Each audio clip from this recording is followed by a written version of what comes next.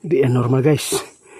Baka ito yung nagtatago na kapatid po na nahuli po natin kahapon doon sa kubo na abandons guys. Ito yung sinasabi siguro niya kasi po nagtatago na siya dahil po sa nangyari sa kanyang kuya. Tulog na tulog guys. Kaibigan, natulog guys, dili siya makakuha no. Luya kay ito yung nagplano na tangayin yung bata guys para po mabibiktima nila. Ngayon huli siya sa akto dito. Guys, binalikan ko yung area guys kung saan po natin nahuli yung aswang na naabutan natin doon sa kubo. Kung saan po ay tinawagan po tayo kasi meron silang nakukuhang aswang na abutan doon at pinagpapalo. Kaya dito po tayo ngayon sa area ito dahil po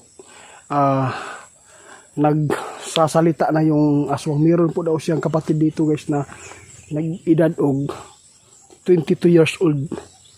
Kauban daw gapon niya. Kini daw di ay nga aswang guys. Ito po yung nagplano pala na tangayin yung bata para po sa kanilang mabibiktima. Kaya ngayon guys, dito tayo sa area ito. Sana po ay mahuli na natin yung yung kapatid niya kasi yung isa guys, naging normal na po siya. Pinuntahan ko doon kanina doon sa kubo, wala man. Babalikan natin mamaya yung kubo guys, baka nandun na po siya.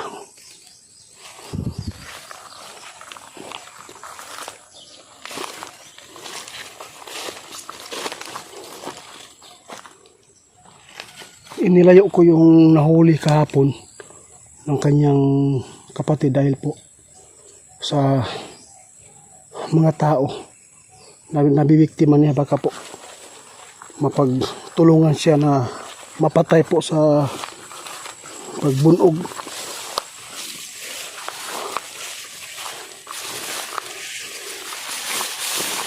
Hindi po namin sinama yon kasi para dili siya makuan.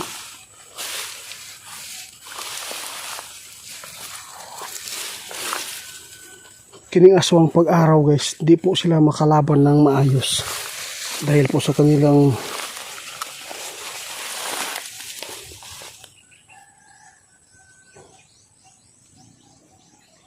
santon lukam. May tinatamaan guys.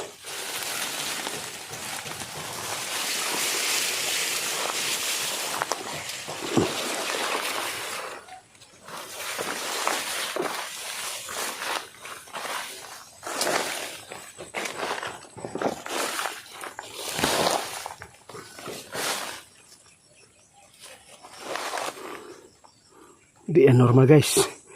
Baka ito yung nagtatago na kapatid po na nahuli po natin kahapon doon sa kubo na abandons guys. Ito yung sinasabi siguro niya kasi po nagtatago na siya dahil po sa nangyari sa kanyang kuya. Tulog na tulog guys. Kaibigan, natulog guys, dili siya makakuha no. Luya kay ito yung nagplano na tangayin yung bata guys para po mabibiktima nila. Ngayon huli siya sa akto dito. Dito lang pala siya natutulog. Kaibigan. Kaibigan. Tulog na tulog guys.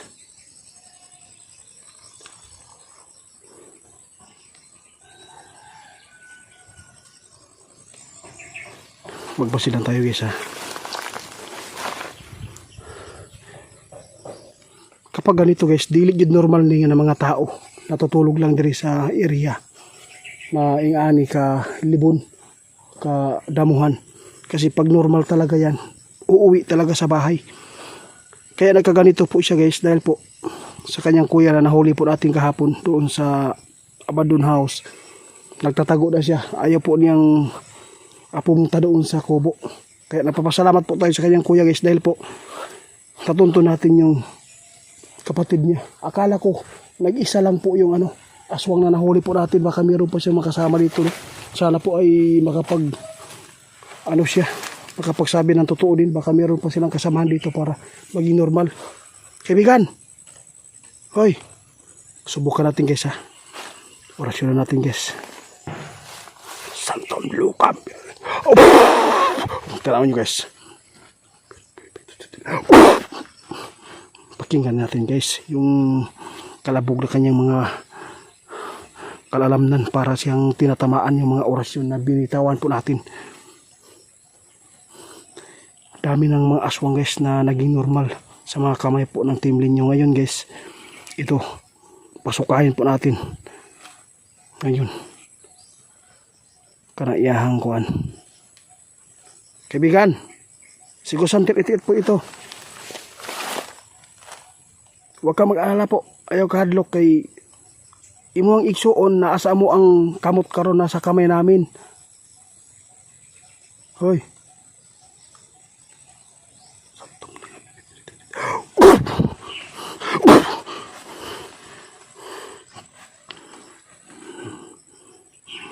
Kahit ahas guys, hindi po nila tinitingnan kung ano mangyayari sa kanila dito dahil po sa kanilang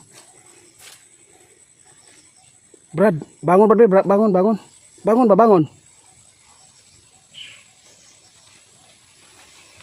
Mahirap talaga pag wala tayo kasama guys, wala makapag-video.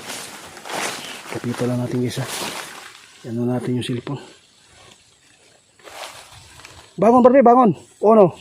Ayaw mo magbangon? Bangon ba? Uy! Di ka bangon.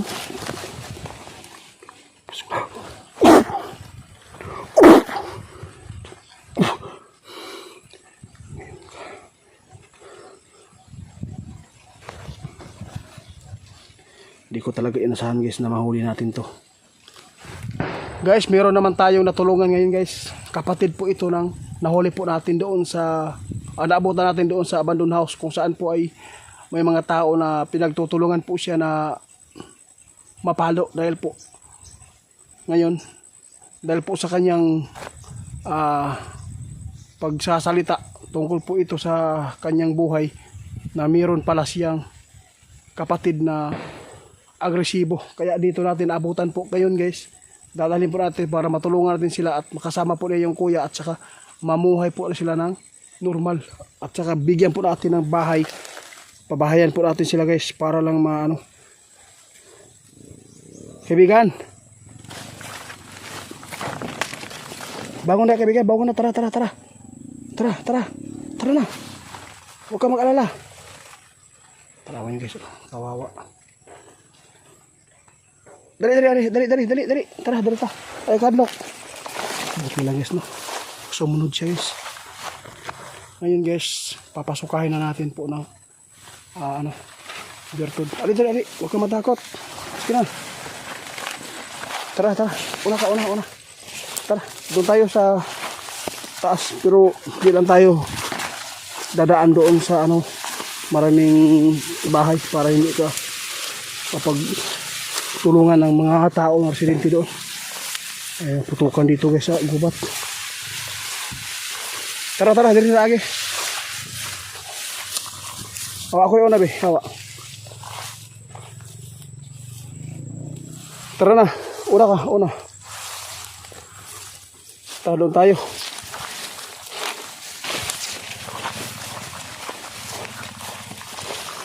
Grabe.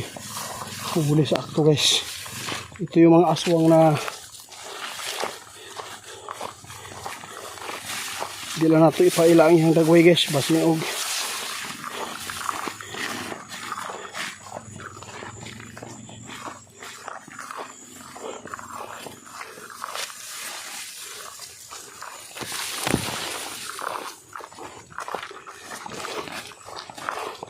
Tara, dadaling kita doon sa kapatid mo. Nandyan po yung kapatid mo doon sa bahay ni Larry. Tulungan natin ito guys, mapagawa ng bahay. Luuyay yung ano nila update ko lang sa inyo guys pag mayroon ng bahay dito na magawa natin sa kanila.